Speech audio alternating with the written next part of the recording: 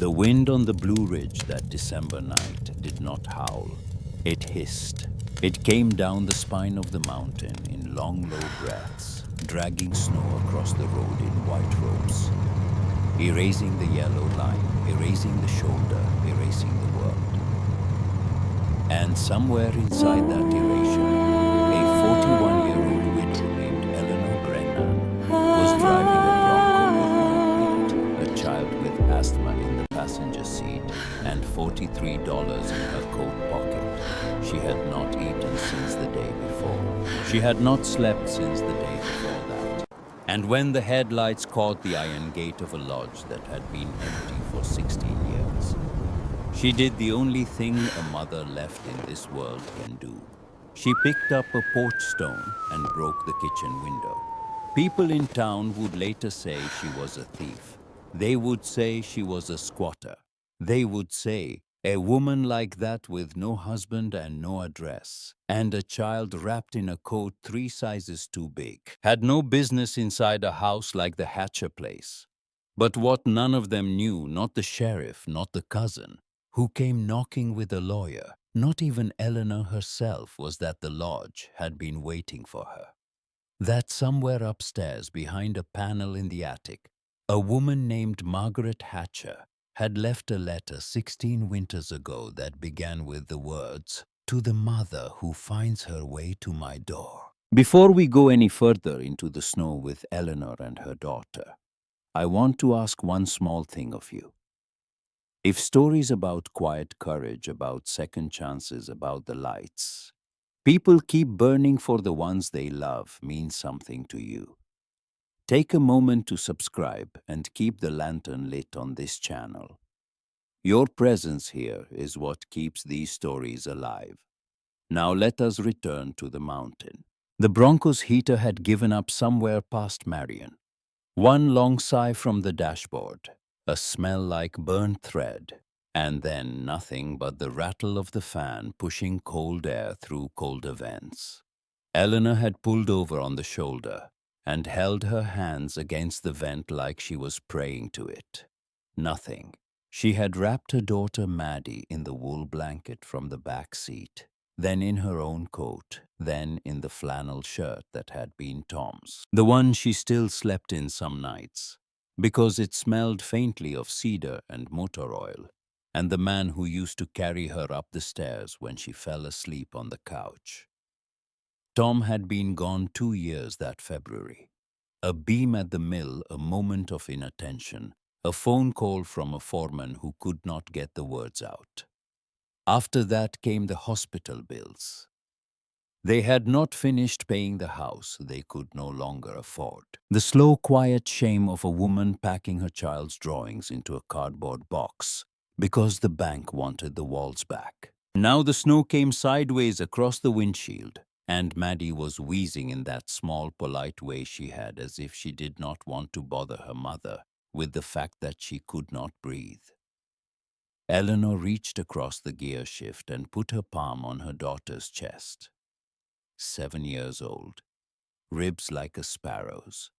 The inhaler in the glove box was almost empty, and the pharmacy in Hollow Creek closed at 6, and it was nearly 9 now. And the only address Eleanor had in her head was her sister Ruth's house in Johnson City, Tennessee, 3 hours west on roads she could no longer see. Hold on, baby. Just a little farther. Mama's going to find us somewhere warm. The shortcut had been her own idea. A man at the gas station in Old Fort had drawn it for her on the back of a receipt, 3 lines and a circle, a forest road that cut through the ridge and saved an hour. The man had said, in good weather. Eleanor had heard saves an hour and stopped listening. Pride is what drives a woman to refuse her sister's loan and take a back road instead. Pride and the kind of exhaustion that makes every decision feel the same. She had been on the forest road 40 minutes when the snow began in earnest, and 20 more before she understood that there would be no turning around. The Bronco's tires found a patch of ice at the bottom of a long descent, and the rear end slid wide slow, almost graceful, into a drainage ditch lined with frozen ferns. The engine choked once and died. The headlights stayed on two yellow tunnels into the white. Maddie did not cry. That was the worst part. She just turned her head against the seat and whispered, "Are we lost, Mama and Eleanor?" Who had spent 2 years learning how to lie cheerfully to a child, could not find a single word that was not the truth. She killed the headlights to save the battery. The dark that came in was a living thing. She sat for a moment with her hands on the steering wheel and let herself feel it. Not panic. Something colder and quieter than panic. The understanding that a mother can run out of options the same way a car runs out of gas. Then she saw the lantern. It was up the slope through a stand of hemlocks, a single point of warm light swaying gently in the wind. She blinked, half certain she was inventing it. The light stayed. She rubbed her eyes with the heel of her glove and looked again. Yellow, steady, low to the ground. The kind of light an oil lamp makes when the wick is trimmed right. Someone, she thought. Someone is home. She did not yet understand that no one had been home in that house since before her daughter was born. Getting Maddie out of the Bronco was a small war. Eleanor wrapped her in the blanket, then the coat, then her own scarf around the small face, until only the eyes showed. She lifted her surprised again at how little a child of 7 could weigh when she had been living on gas station crackers, and she pushed the door open against the wind. The cold did not bite, it chewed. It went through wool and denim and skin and found the bone underneath. Eleanor took one step, then another, and her boot broke through the crust of the snow up to the knee. 1 foot in front of the other, Eleanor Brennan, 1 foot in front of the other. That is all anybody has ever done. The path up to the lodge was buried, but the trees made an aisle of it, and the lantern at the top of the slope did not move. Twice she stopped to listen for her daughter's breathing under the scarf. Twice she heard it thin and stubborn. She climbed. The wind threw snow into the small of her back like a hand pushing her on. When she came clear of the hemlocks, the house rose up out of the storm so suddenly that she stopped where she stood. It was enormous. 3 stories of dark cedar and river stone. A wraparound porch under a thick frosting of snow. A roofline steep enough to shed any winter the mountain could throw at it. The windows were dark, every one of them.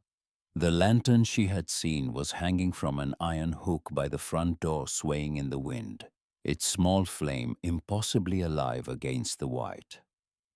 There was no smoke from the chimney, no tracks on the porch steps, no car in the drive.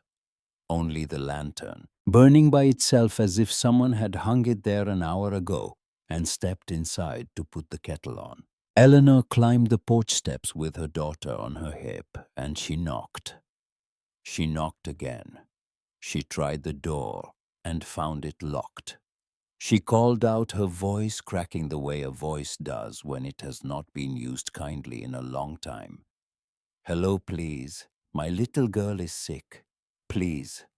The lantern swung. The wind answered. Nothing else did. She set Maddie down gently on the porch boards against the wall, where the wind could not reach her. And she walked the length of the porch, checking windows. Every one was sealed. At the side of the house, she found a smaller window above a kitchen sink, the glass old and thin, the sash painted shut. She picked up a river stone from a flower bed buried under snow. She weighed it in her hand. She thought of Tom, who had taught her to throw a baseball the summer she turned 30. "I am sorry," she whispered to no one. "I am sorry, but we are not going to die out here." The glass came apart with a sound like a small bell breaking. She knocked the remaining shards out with the stone, reached in carefully past the sharp edges, and turned the lock. The window slid up with the reluctance of a thing that had not moved in a long time. She climbed through, first dropped down onto a kitchen counter, then a tile floor, then turned and lifted her daughter through into the dark. Inside, the air was cold. Not the murderous cold of the road, but a stillness that had its own temperature, the cold of a house holding its breath.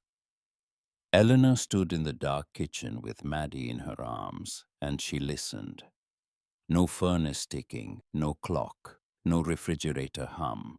The lodge was as silent as the inside of a closed book. She felt her way to a doorway and stepped into what had to be the great room, because her boots stopped echoing the way they had on tile and began to whisper on wood. She fished the small flashlight out of her coat pocket and clicked it on. The beam was thin and apologetic, but it caught what it needed to catch.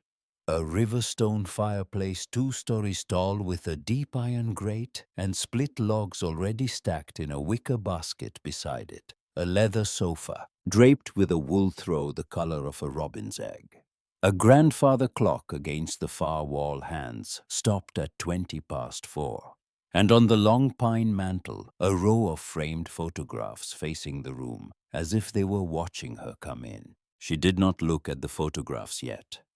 She set Maddie on the sofa, peeled back the wet scarf, kissed her forehead, and went to work on the fire. There were long matches in a tin canister on the hearth. There was a folded county newspaper from 2008 in the kindling box, brittle as a leaf. She built the fire the way Tom had taught her, the way her own father had taught Tom, a small teepee of twigs over a nest of paper, 3 split logs leaning in like men around a barrel. She struck the match. The flame caught, it climbed. Within 10 minutes, the great room had a heart in it again. She wrapped her daughter in the wool throw and held her close on the hearthrug. Maddie's wheezing slowed. Her cheeks took on a color that was not quite color yet, but was no longer the gray Eleanor had been afraid of. Eleanor pressed her face into her daughter's hair and let herself shake for the first time in 3 days, quietly, the way a woman shakes when she does not want her child to know. We made it, sweetheart. We are inside. We are warm. It was only when Maddie's breathing went soft and even with sleep that Eleanor allowed herself to lift her head and really look at the room.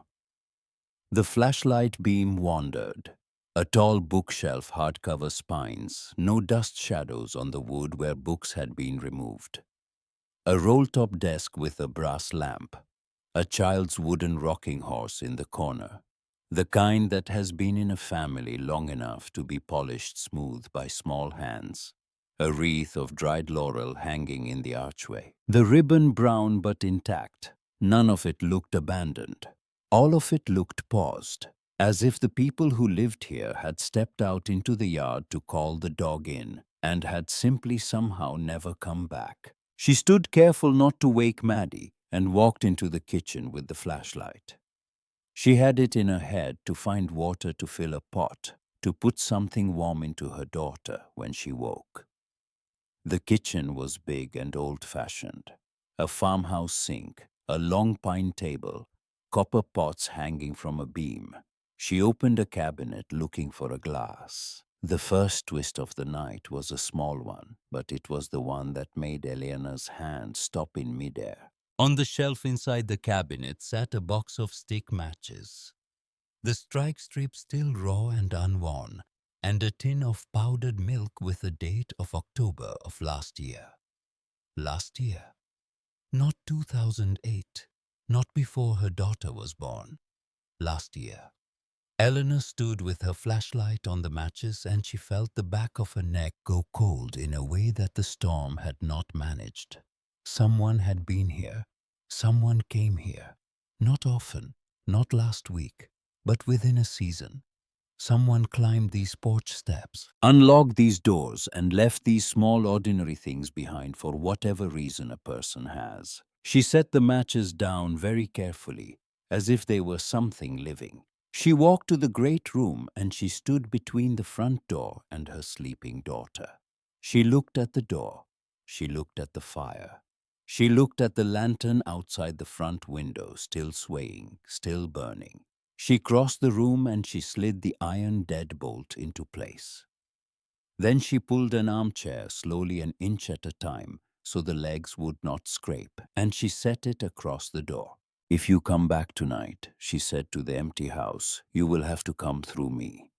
She did not sleep. She sat on the hearthrug with her back against the sofa and her daughter's small weight against her chest. And she watched the fire and the front door in turn. And the night went on and the wind went on. And at some point in the long hours before dawn, she found that she could not stop looking at the row of framed photographs on the mantel. She stood finally and went to them. She lifted the first frame down and held it under the flashlight. A summer photograph. 3 people on this very porch on a green afternoon, the lantern visible on its hook behind them. A man in his 50s with a gray beard and a hand on his wife's shoulder. The wife tall, broad-faced with a smile that took up the whole picture. And between them, on the porch steps, 2 children. A boy of about 10, dark hair, serious eyes, leaning back against his mother's knee. A girl smaller, maybe 4, in a yellow sundress, her hand reaching up to hold one of her father's fingers. Eleanor turned the frame over. On the back, in a careful round handwriting, someone had written, "Hatcher Family, July 2004. We keep the light on." She read the line twice. Then she read it a third time. "We keep the light on." The same words Tom used to say to her on nights he worked late at the mill. The words she had whispered into the dark for a month after he died, into a porch light she could not bring herself to turn off, as if a switch in a hallway might be the thing that brought him home. She set the frame back on the mantel with a hand that would not stay quite still. She lifted the next photograph. A Christmas morning. The same boy, older now, maybe 12, in pajamas, holding up a model airplane. The little girl beside him in a nightgown, her face shining the way only a child's can on Christmas morning. The mother in the background in a robe watching them with a coffee mug halfway to her mouth and an expression on her face that Eleanor recognized at once. The expression of a woman who has waited a long time to be a mother and cannot quite believe, even now, that the children in front of her are hers. She did not know yet that the little girl in the yellow sundress would die in a winter storm 3 years later, because the road down the mountain was closed and her fever climbed faster than her parents could carry her. She did not know yet that the boy, 18 by then, would blame his mother and father, for the loss, would walk out of the lodge at 17 with a duffel bag and not look back. She did not know yet that the mother in the robe had spent the next 4 years of her life writing letters to a son who never opened them, and that she had died in this house alone in the spring of 2008, with the lantern lit on the porch beside her. She did not know any of it yet. She only knew that the woman in the photograph had a face she trusted, and that the lantern in the background was the same lantern still burning somehow outside the front door 16.5 years later. Eleanor was about to put the frame back when she heard the floorboard creak above her head. She froze. Maddie did not stir. The fire popped. The wind pushed against the windows. And then from the second floor, the unmistakable slow weight of a footstep followed by another moving down a hallway she had not yet climbed. Not the random ticking of a cold house settling. A walking sound, patient, going somewhere. Eleanor set the photograph down on the mantel without looking at it. She picked up the iron poker from the hearth. She turned with the firelight throwing her shadow long across the wall, and she looked up at the dark mouth of the staircase. The lantern outside the front window swung once on its hook, as if a hand had touched it. And somewhere upstairs in a house that had been empty for 16 years, somebody or something took another step. She climbed the stairs with the iron poker in her hand, and her heart making a sound she had not heard in 2 years, a sound like a fist knocking on the inside of her ribs. The fire behind her threw her shadow ahead, long and crooked, climbing the wall faster than she did. She kept her eyes on the landing. She kept her free hand on the banister. She counted the steps the way she had counted the minutes of her daughter's silence in the car, because counting was the only thing she knew how to do when she was afraid. At the top of the stairs, the hallway ran left toward 4 closed doors and right toward a window where the moon was finding gaps in the storm. The footsteps had stopped. The lantern on the porch downstairs had stopped swinging too, as if the whole house had paused to see what she would do. A floorboard sighed at the far end of the hallway, not under her foot, under someone else's. She raised the poker. "Whoever you are, you need to come out where I can see you. I have my child downstairs and I am not in a mood to be reasonable."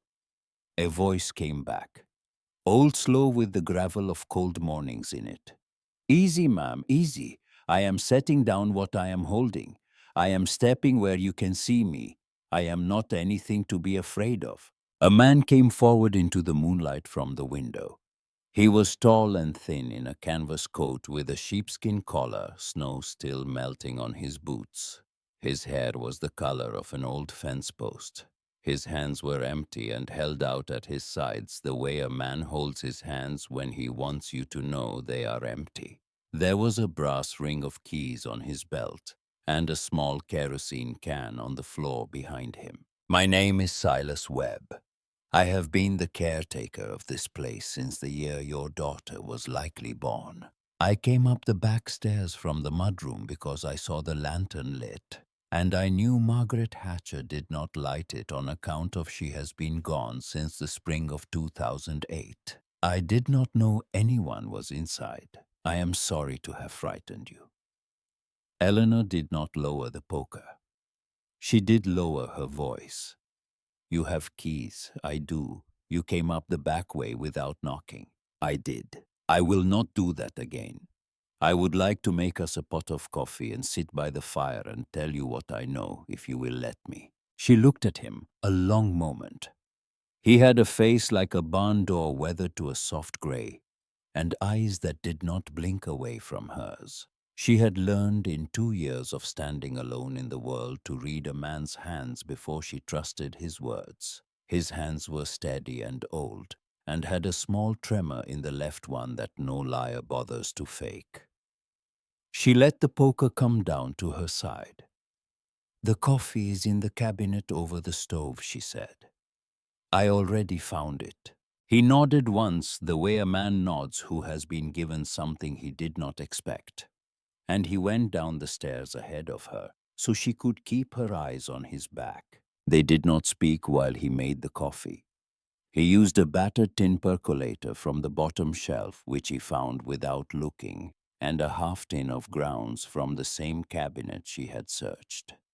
He moved through the kitchen the way a man moves through a room he has been moving through for 30 years, opening the right drawer for the right spoon, lifting a mug down without checking that it was clean. Eleanor sat on the hearthrug with Maddie still asleep against her chest, and she watched him through the doorway, and she did not put the poker down all the way.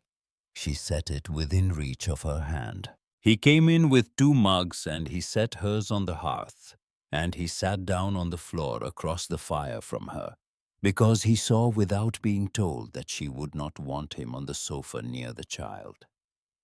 He drank his coffee black. He waited until she had taken a sip of hers before he spoke. "I should tell you what happened in this house before someone else does. Margaret Hatcher hired me in the summer of 1995 to plow the road and split the wood and check the pipes when they were gone in the winters. I was 42 years old, and my wife Ada was alive, and my hands worked the way young hands work. Margaret and her husband Caleb were the kindest people I ever drew a paycheck from. They had a boy Wendell and a little girl Hattie. The girl is the one in the yellow dress on the mantel. Hattie died in a fever during a January storm in 2007. The road was closed. They could not get her down off the mountain in time. Caleb followed her of a heart attack 10 months after that. Wendell left this house when he turned 17 in the fall of 2007 with a duffel bag and an angry mouth. Margaret died in the spring of 2008 in the bedroom upstairs at the end of the hall. The doctor said it was pneumonia. I think it was something else. I have been keeping the lantern filled and the pipes drained ever since because she asked me to, and because the boy never came back to tell me to stop. Eleanor held her coffee in both hands, and she let it warm them. The lantern, she said. Tonight. I saw it from the road. That was you. I lit it Sunday last, he said. It was burning low when I came up tonight. I came to fill it. I do not light it every night anymore. I light it when the weather turns. Margaret used to light it for Caleb when he was working late down at the saw shed. After Hattie died, she lit it for Hattie. After Caleb died, she lit it for Wendell. She said in those exact words, the only words I ever heard her raise her voice with, she said, "We keep the light on for our people, Silas. We keep the light on whether they are coming home tonight or not." Eleanor looked down at her daughter's face on her chest. She could not for a moment look up. He gave her the moment. He drank his coffee. The fire shifted. When he spoke again, his voice was lower. "I am not going to ask you what road brought you here, ma'am. That is your business. I will tell you what I have already decided, since you ought to know where you stand with me. I am not calling the sheriff. I am not telling a soul in Hollow Creek. The pantry has tin goods in it that I rotate every spring. The propane in the kitchen is mine, refilled in October. There is a deer rifle in the mudroom closet that does not have a firing pin in it, in case you are wondering, because Margaret did not trust the thing. I will check on you tomorrow afternoon, and I will bring milk and a fresh box of cereal for the child if you tell me what kind she likes. After that, we will see what kind of week we are going to have." Eleanor opened her mouth twice before any sound came out. Why he looked into the fire. He took a long time. Because Margaret kept a light burning for 16 years, for a son who did not come home. And you walked up through the snow with a child on your hip, and you saw it and you came to the door. I do not know what that means. I am too old to pretend I know what anything means. But I know what it looks like, and it does not look like trespass to me. She did not cry. She had cried already this winter, and she was being careful with what was left. But something in her chest, something that had been held very tight for a long while, gave a little. She nodded once, and he nodded back, and that was the whole of their first agreement. He stood up to leave a little before the sky began to gray. He stopped at the door with his hand on the knob. "The child has the asthma," he said. It was not a question. I heard her breathing from the top of the stairs. There is a humidifier in the hall closet upstairs. Margaret bought it for Hattie. It still works. Run it tonight near where the little one is sleeping. I will bring a fresh filter tomorrow. He was gone before she could thank him. The next 2 days, Eleanor learned that a woman alone with a sick child in a house she did not own makes mistakes. The way a child learning to walk makes them often and without dignity.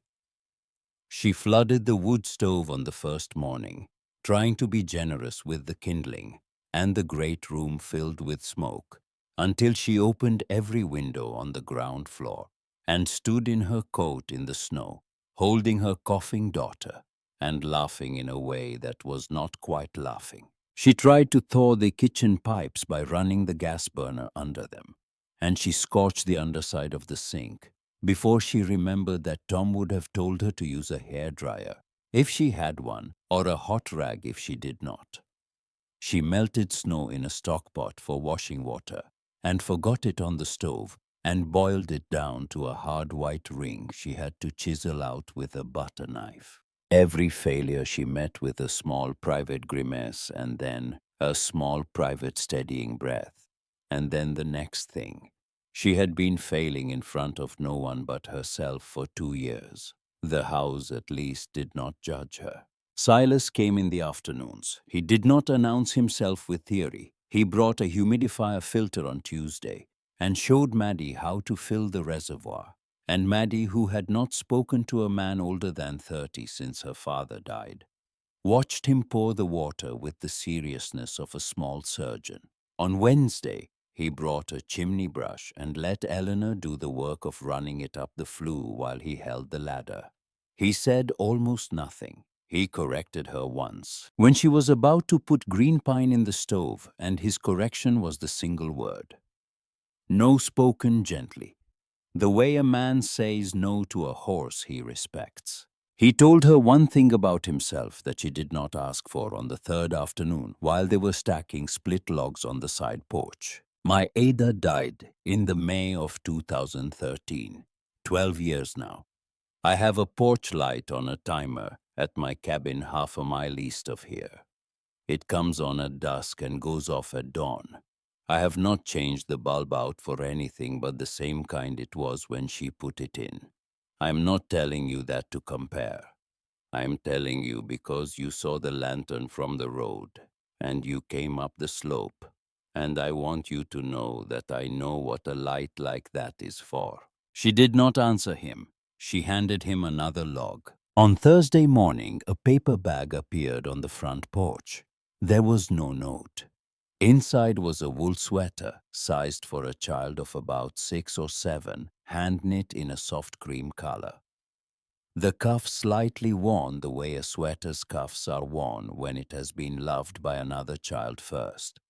There was also a glass jar of apple butter with a date on the lid in pencil from October, and a half-pound of bacon wrapped in butcher paper, and a small tin of cocoa. Eleanor stood on the porch with the bag in her hands, and she looked down at the snow. There were no fresh tracks.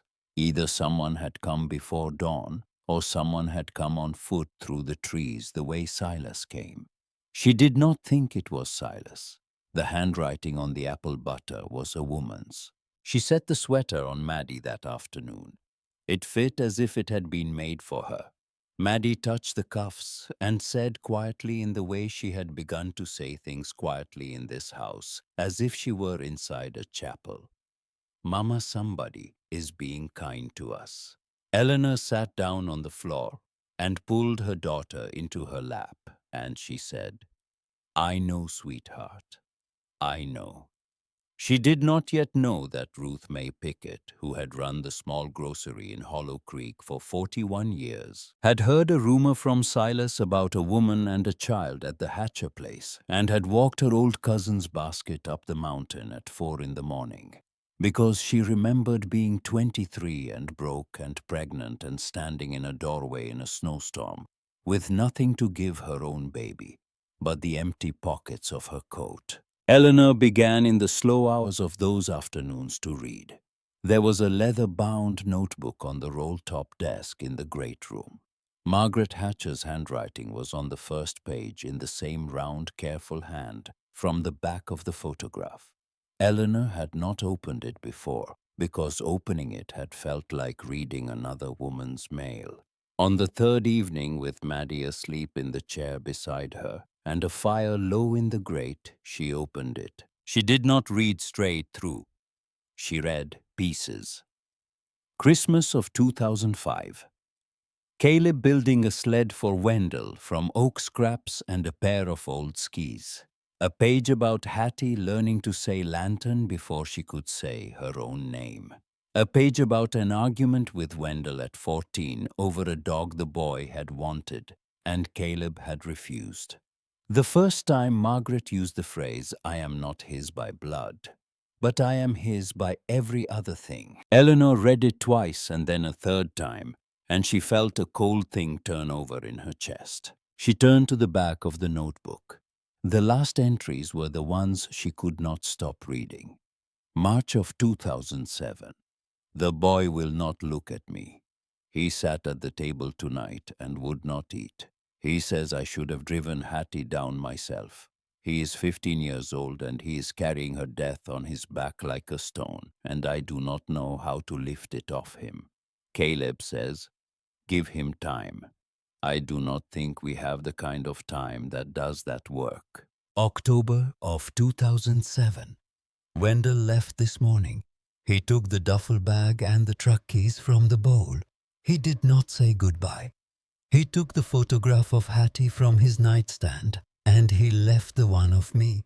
I sat on the porch all day. I lit the lantern at 4 o'clock instead of dusk. February of 2008. I have written him 11 letters at the address Caleb's brother gave me in Asheville. None has come back, which I am choosing to read as a sign that they are arriving. He is not opening them. I will keep writing them. I'm not his by blood. I am his by every other thing. I knew that the morning a young woman put him in my arms in a church basement in Asheville on a Tuesday in October of 1990. I will know it the day I die. The boy may not believe it now. He will believe it later. I am going to leave this house standing for him. I am going to leave the lantern where he can see it from the road. Eleanor closed the notebook and she pressed her hand against the cover and she sat for a long time without moving. The boy in the photograph on the mantel was not Margaret's by blood. He had walked out of this house at 17 because he believed his parents had let his little sister die and he had not come back. And his mother had spent the 4 years she had left writing letters into a silence and lighting a lantern into a dark. The fortune in the attic, the lodge itself. All of it had been kept warm for a son who did not know he had been kept warm. She did not move from the chair until the fire had burned almost to coals.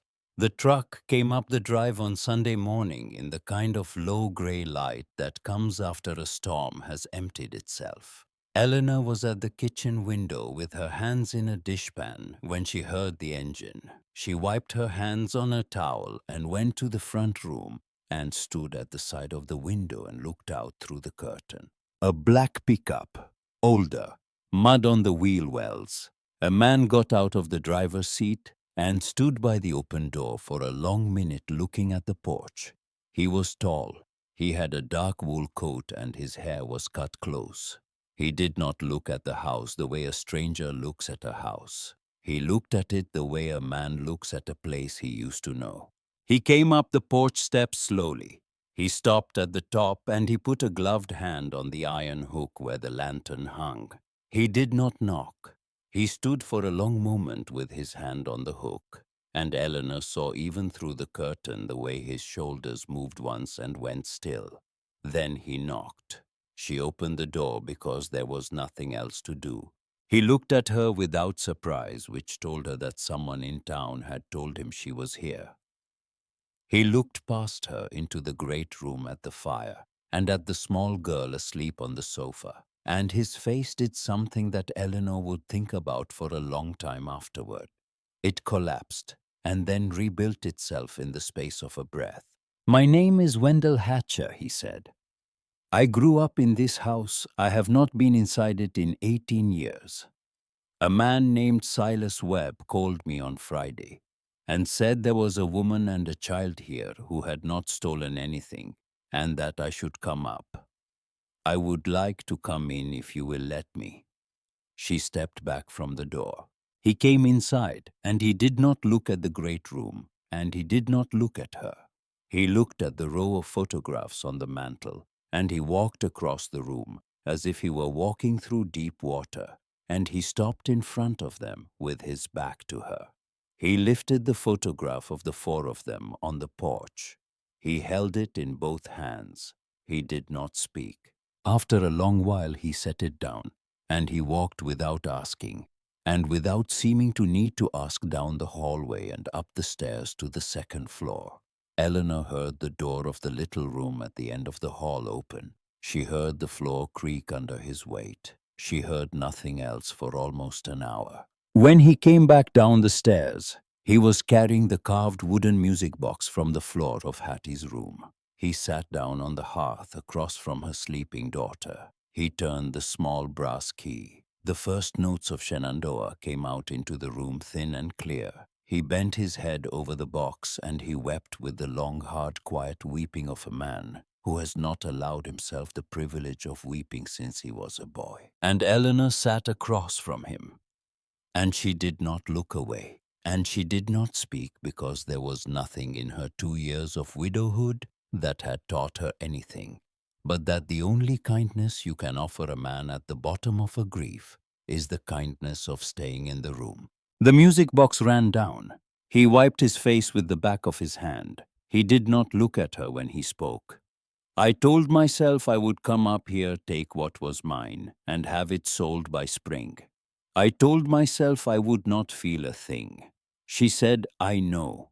I do not know what I am doing here. She said, I do not think you came up here for what is in the attic. He looked at her then for the first time since he had walked through the door. He did not answer her. He did not have to. It was at that moment that the second vehicle came up the drive. This one was a clean silver sedan. It did not belong on this road. The man who got out of the passenger seat was wearing a charcoal suit under his overcoat and carrying a leather case.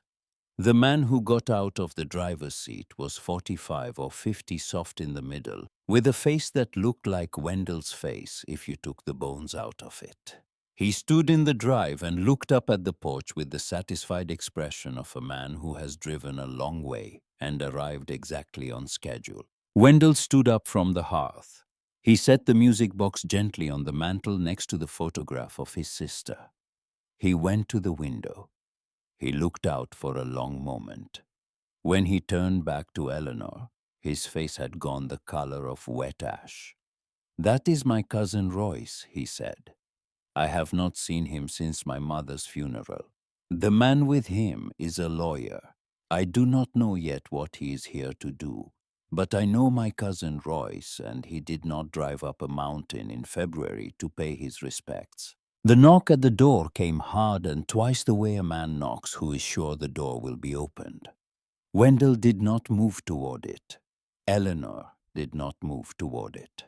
Upstairs in the small room at the end of the hall, the wind nudged a loose pane and the carved wooden horse on the dresser rocked once on its painted runners, and the lantern outside the front door, which Silas Webb had filled at dawn, burned on into the gray morning, steady and small and stubborn, the way it had burned for 16 winters before anyone in this story had thought to come looking for it. Royce Hatcher did not wait to be invited. He pushed the door open. The way a man pushes a door he believes he has a right to push, and he stepped into the great room with the lawyer behind him and a manila folder under his arm. He stopped 2 steps inside and he looked around, the way a man looks around a room he is preparing to inventory. Wendell, cousin, you are looking thin. This must be the lady from Old Fort the sheriff was telling me about. Wendell did not move from the mantel. He said, You did not call. I did not need to call. This is family business and I am family. I drove up to spare you a courtroom.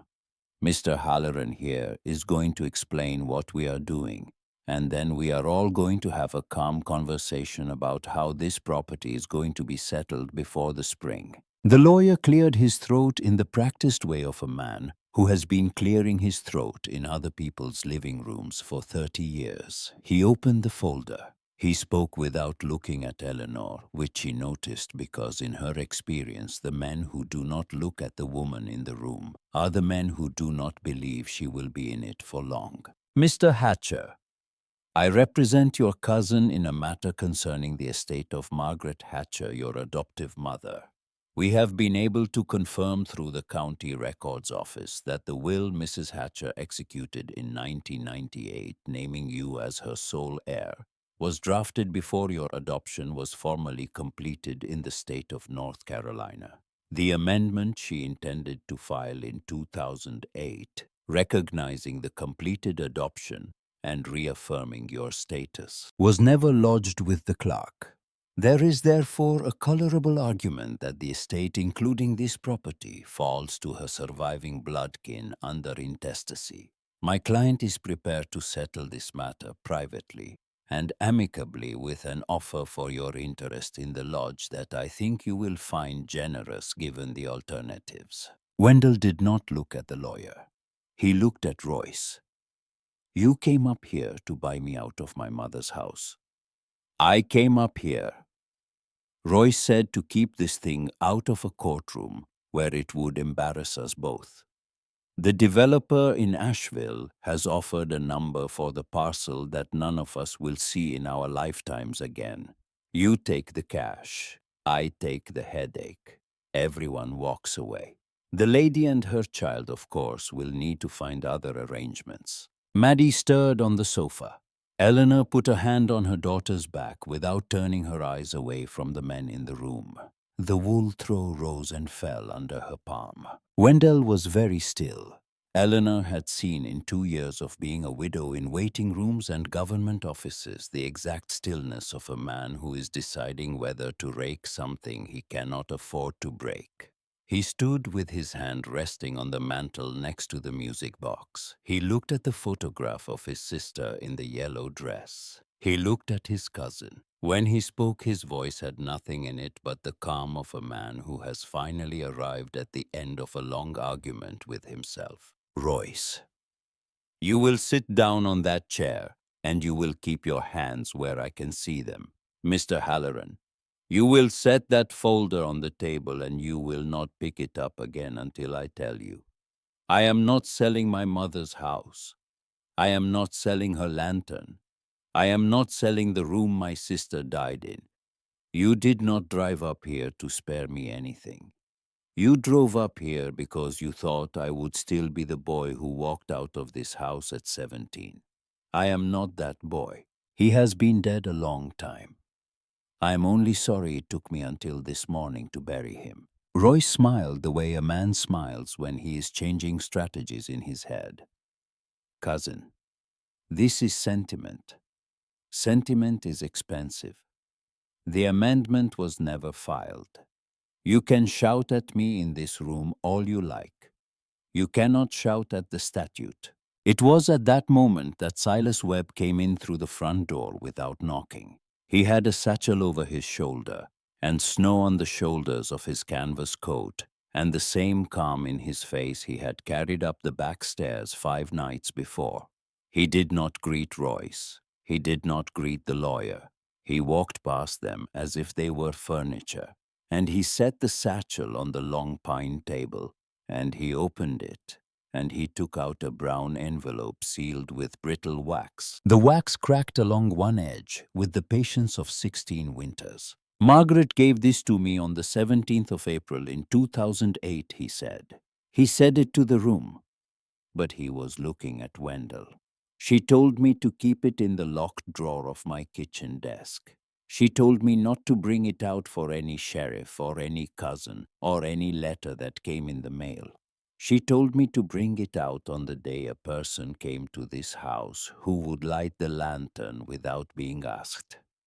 I have been waiting for that person for 16 winters. I was beginning to think Margaret had been wrong, which she usually was not.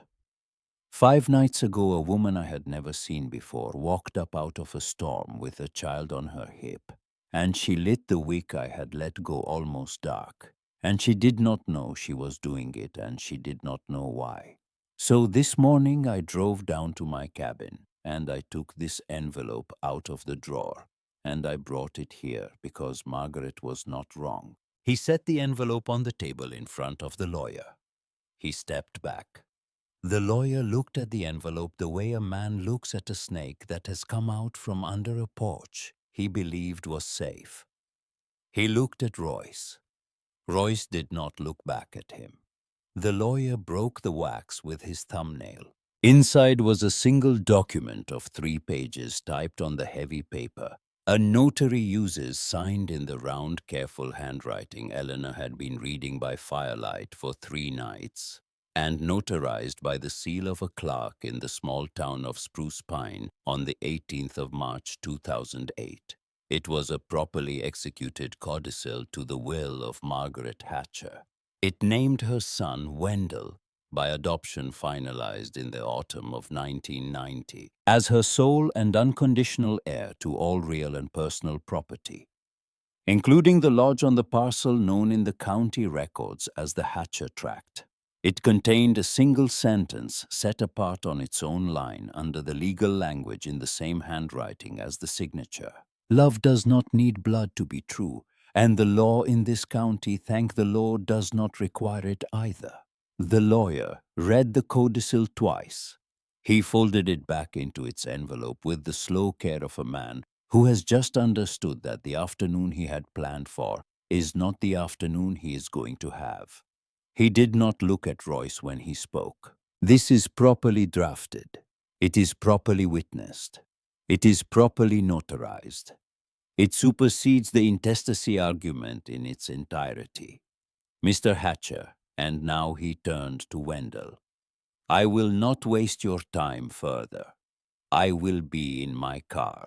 He walked out. He did not close the door behind him. The cold air came in across the room, and the lantern outside the door swung once on its hook, and Roy stood up from the chair he had taken, and he opened his mouth to say something, and then he closed it, because there was nothing in the room any longer that was on his side.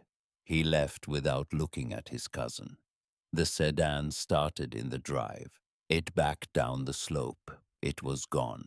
Silas closed the front door. He took off his cap. He looked at Wendell with eyes that were very tired and not in any hurry. Your mother told me one more thing the day she gave me that envelope.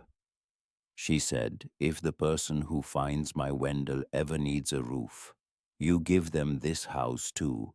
Do not let my son refuse them. He has refused enough things in his life. That was what she said. I am only repeating it because she made me promise that I would. He put his cap back on.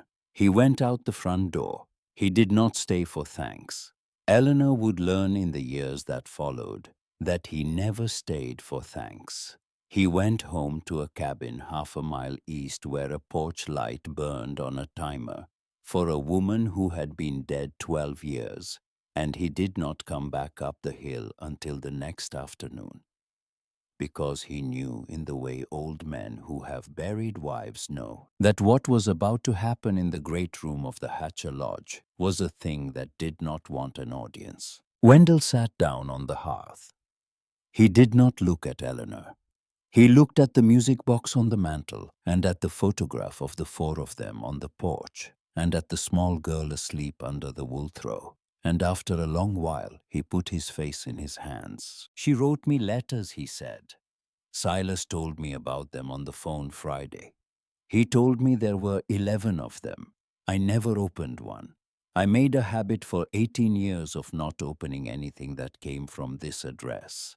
I told myself she had wanted Hattie and gotten me. I told myself she had let my sister die. I told myself it was her fault that I was alone in the world. I made a whole life out of being angry at a woman who had spent the 4 years she had left writing me letters I would not read. He did not weep this time. He had wept already in this room. He sat with his hands over his face, and he breathed the slow, careful breath of a man who is learning late what it costs to have been wrong. Eleanor did not move toward him.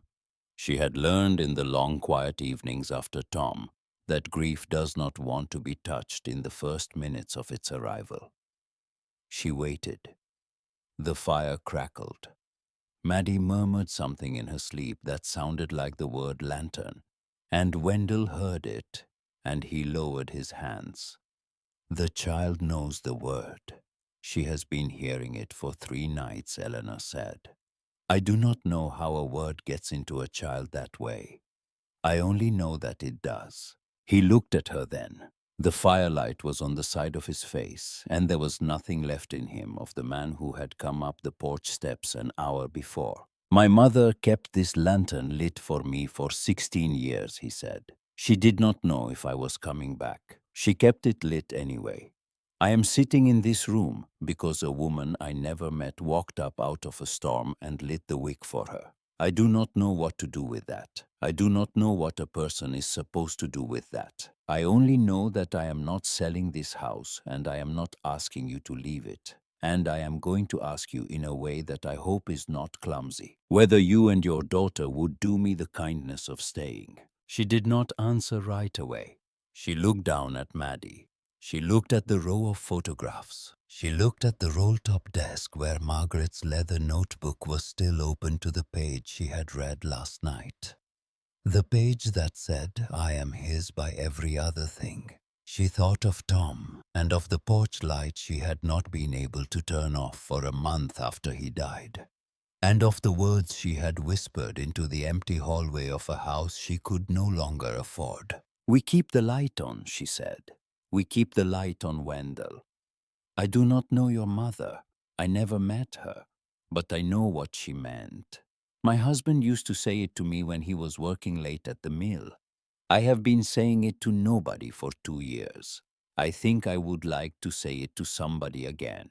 He nodded once slowly. He did not trust himself to speak. He turned his face toward the fire so that she would not have to watch him collect himself, and she let him have the courtesy of that small turning away. That night, after Wendell had gone down the mountain to a motel in Hollow Creek, because he was not yet ready to sleep upstairs, Eleanor went back to the roll-top desk. She had been carrying in the back of her mind a thing she had not yet looked at. On the bottom shelf of the desk under Margaret's notebook, she had seen a small envelope she had not opened, sealed in the same brittle wax as the codicil. It had her own name on it. It did not have her own name on it. It had no name on it at all. She had only thought it had her name on it because in the candlelight that first evening, she had been a woman who was prepared to find her own name on something. Now, under the steady light of the brass lamp, she saw that the envelope was blank. She opened it. Inside was a photograph and a folded slip of paper. The photograph was of a young woman no older than 25 with the broad face and the wide smile Eleanor had been looking at on the mantel for 3 days. Margaret. Margaret at 25 on a porch. Eleanor did not recognize sitting on a wooden bench in the autumn light, with a tiny infant in her arms wrapped in a white blanket. The baby was hours old. Margaret was looking down at the baby with the particular astonishment of a woman who has waited a long time to be a mother and cannot quite yet believe that the child is hers. On the back of the photograph in the round, careful handwriting was written, "The morning a young woman put my son into my arms in a church basement in Asheville. The morning I learned that families are passed from one pair of arms to another in the dark. The morning I became somebody's mother for the first time. October the 9th, 1990. Eleanor sat down in the desk chair. She put the photograph face up on the blotter. She unfolded the slip of paper. It was a note dated April of 2008 in the same hand. "To the woman who finds this, I do not know who you are. I am writing this on a morning when I am no longer well, and I am leaving it where it will be found by whoever finds my Wendell. I am writing it because I want you to know one thing. I was not born a mother. A young woman in a church basement in Asheville handed me a baby on a Tuesday in October when I was 31 years old, and I became one. Families are handed from one pair of hands to another. They are not made any other way. If you are reading this, then a pair of hands has reached toward you in the dark. And you have reached back and you have brought a child of your own into the room where my children grew up. That is the only legacy I have ever cared about. Keep the lantern lit. That is all I will ask of you. The rest of the house is yours." Eleanor sat at the desk for a long time. The fire in the great room had burned low.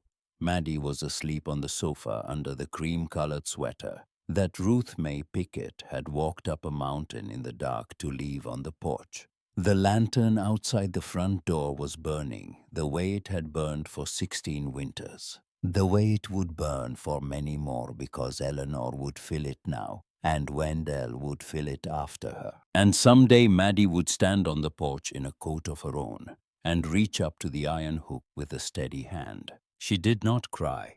She had spent the last of that on the staircase the first night. She did very quietly, in the small voice a woman uses when she is speaking to a woman she will never meet, say one thing into the empty room. "Thank you, Margaret. I will. I will keep it on." By the time the dogwoods bloomed along the drive that spring, the snow was gone from the porch, and the mud was gone from the road. And Silas Webb had taught Maddie the names of 3 kinds of moss on the stones behind the lodge. Wendell had moved his things up from Asheville. He took the small room at the end of the hall, his own old room, and he repainted it the color of a summer sky, and he put the music box on the dresser where Hattie's used to be. He worked in the long blue evenings on the steps of the back porch where one of the boards had rotted. Eleanor learned that he hummed when he worked. She learned that he hummed the same hymn his mother had hummed in the kitchen of this house when he was a boy, and that he did not know he was doing it, and that she would not be the one to tell him. Ruth May Pickett came up for Sunday supper in the 2nd week of April with a cousin and a peach pie. The sheriff came once in plain clothes and stayed for coffee and did not ask any of the questions a sheriff might have asked. The mountain settled into its green. The pipes thawed. The grandfather clock, which Wendell wound on a Saturday morning, began to mark the quarter hours again for the first time since 2008. On a Tuesday in May, in the long gold light of an evening that smelled like rain on warm stone and pine, Eleanor walked out onto the porch with the kerosene can in her hand. The lantern was already lit. Wendell was sitting on the top step in his shirt sleeves with a cup of coffee. Maddie was at the bottom of the steps with a jar watching a beetle climb a blade of grass. Silas was leaning against the porch rail with his hat off, smelling the air the way old men smell the air in May, as if it were a thing they did not yet entirely trust. Eleanor reached up and touched the warm glass of the lantern with the back of her hand. She did not refill it. It did not need refilling. She had filled it that morning. She only touched it the way you touch the cheek of a child who has finally fallen asleep, and she let her hand rest there a moment. "We keep the light on," she said. She said it softly. She said it to nobody in particular. Wendell did not turn around. He raised his coffee cup an inch in answer, and Silas nodded once at the porch rail and Maddie at the bottom of the steps. Without looking up from her beetle, said the words back in a small, clear voice, the way a child says a thing she has heard her mother say and has decided in the private way of children to make her own. "We keep the light on, Mama."